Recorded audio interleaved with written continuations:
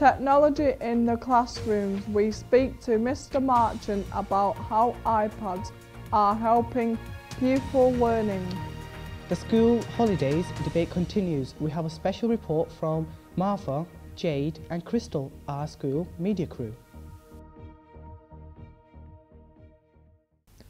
Hello and welcome to Melland High School and Cedar Mount Academy News Report.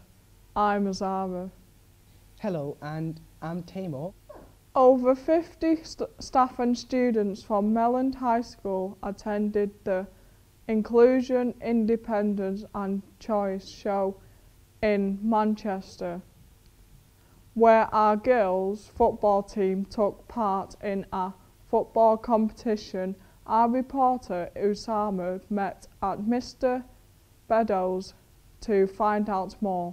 On Friday the 14th of February, we were invited by Manchester City, our community partners, to take part in an event held at GMEX, or it's called Manchester Central now. And it was basically a disability conference where all people went there to sell their products to help people have a more fulfilling and life that they can do all these experiences with assistance. And they wanted us to take a girls' football team to take part in a tournament there to show that having a disability doesn't really restrict you in life in general. And there's lots of different stalls and events and hands-on things and experiences to do. So we ended up not just taking 7 girls for our football team, we took 50 pupils from Key Stage 3 and Key Stage 4. It was a really good day. It's a mammoth task to organise. Me and Mrs Harrison had sleepless nights trying to sort it all out, but it was well worth it on the day. And we really like to say thank you to Manchester City for their support again to inviting such a fantastic event. Thank you, Mr. Beddoes. Thank you.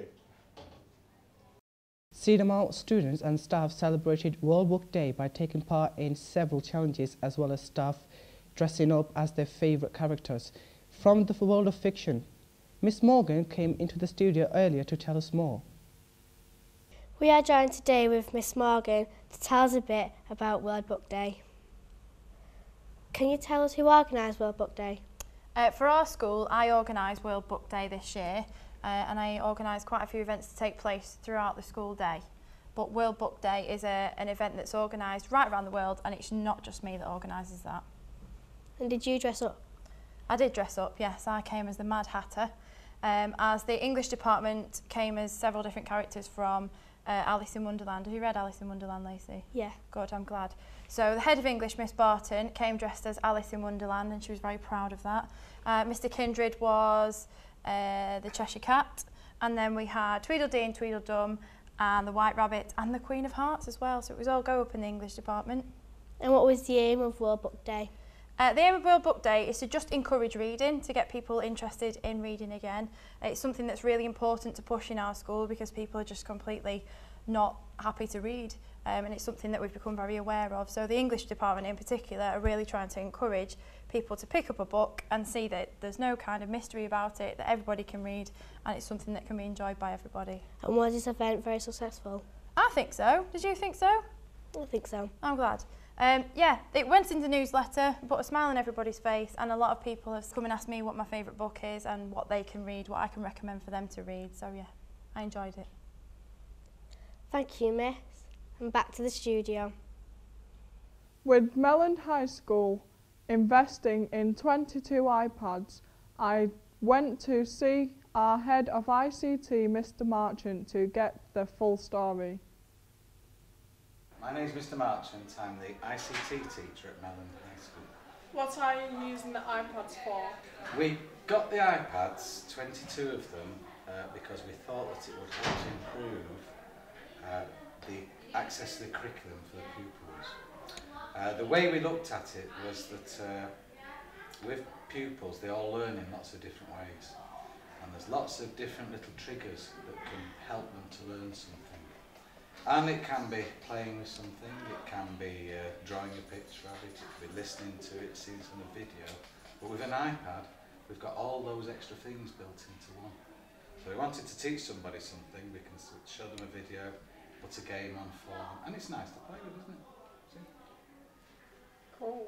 Why are you using the iPads instead of other tablets?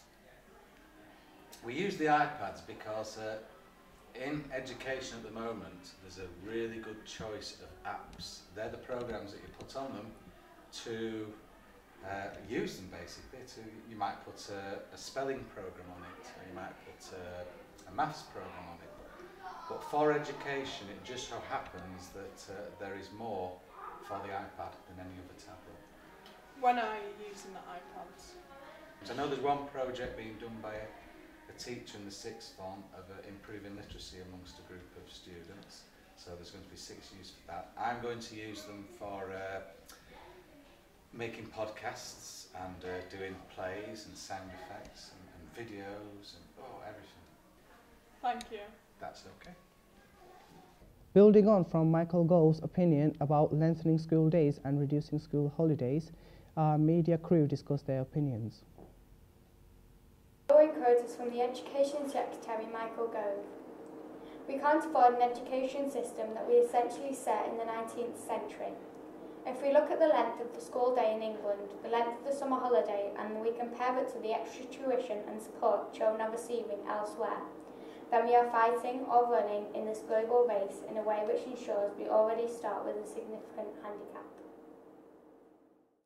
Do you enjoy your school holidays and having free time to spend after school? Michael Gove wants children to go to school 10 hours a day, 6 days a week for 51 weeks a year. There's a large debate going on about whether this is a good idea or not. This is still ongoing. Michael Gove complains that the structure of the school term was created in a time where we are an agricultural community.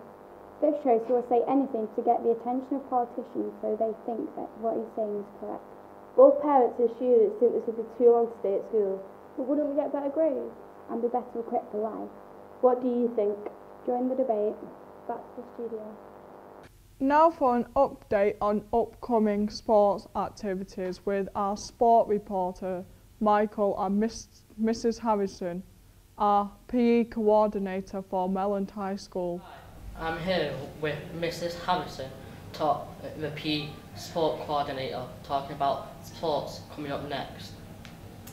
At Melland High School, we've got lots of more competitions coming up. As always, we like to keep everybody busy. We've got an athletics competition coming up soon where there'll be 12 students from Key Stage 3, 4 and 5 taking part in the long jump, the high jump, running races, javelin, shot put, lots of different activities. We've also got the sport games, which is for schools and students all across Manchester, Tameside, Rochdale, where they all meet at the Man City Stadium for a huge celebration, and then they go across the city taking part in different sports. And we're representing Manchester in rugby and tennis and swimming. That's what we've got coming up soon. Thanks, Miss. Back to the studio now. It's back to Michael for his report on Tuesday Manchester derby match. The big sports headline this week in Manchester derby. City came out on top with a goal in the first minute by Jekyll. United took a bit of time to recover, kept trying, but thanks to City's defence and Joe Hart, United couldn't break through. Even though in the second half United had a lot of possession, Jekyll showed again to make it a 2-0 to the visitors. And finally, Yaya pulled a fantastic goal out of their pocket to make it a 3-0 Easter win at Old Trafford for the Blues. Back to the studio. Congratulations to staff from Melland High who raised a fantastic amount of money from Francis House. Angela and Julie tell us all about it. In December, the staff from Melland High School raised £140.70 for Francis House. It's a children's hospice, and they've invited us along to an open day on May the 12th, so we'll be going along with some of the students. And finally, we have the summer festival news. So 2014 is going to be our best summer festival yet. It's not your typical summer fair, it's our very own Glastonbury Festival. What's really exciting is we will have performers from across all the academies in Bright Futures Educational Trust. It's going to be epic!